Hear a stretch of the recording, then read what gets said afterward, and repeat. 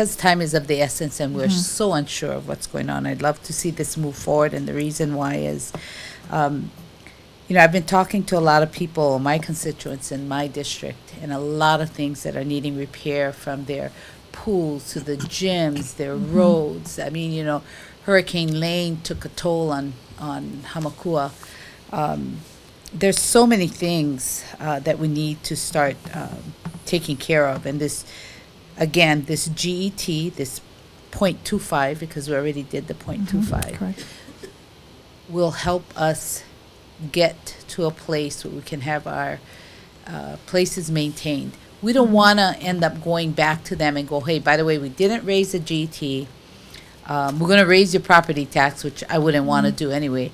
Or don't raise the property tax, but we're going to have to charge you for the use of all your facilities, the use of the pool, the use of this. You know, right now, it's free to the public.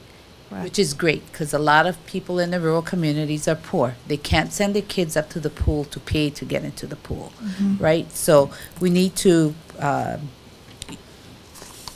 look at that. And, you know, Councilmember Richards asked about police vehicles.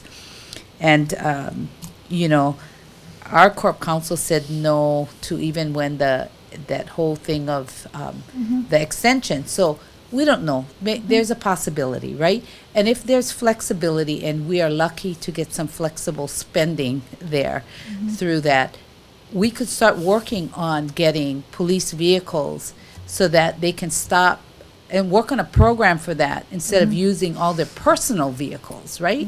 So we need to look at how do we keep, you know, moving forward in the right direction, because we'll benefit down the road, right?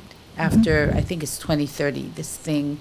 Yes, the yeah. bill also removes the sunset date and would let it go to December 31st, Yeah, 2030. Right. 2030.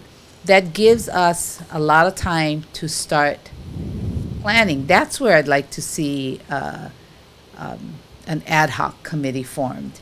Is if this goes through, how does this money get spent? You know, what are the projections to 2030, and what are we looking at getting done? What are our goals? How do we achieve those? That's where an ad hoc committee would be very valuable. So at this point, I'm supporting this moving forward out of committee to council. So thank you. I yield at this time.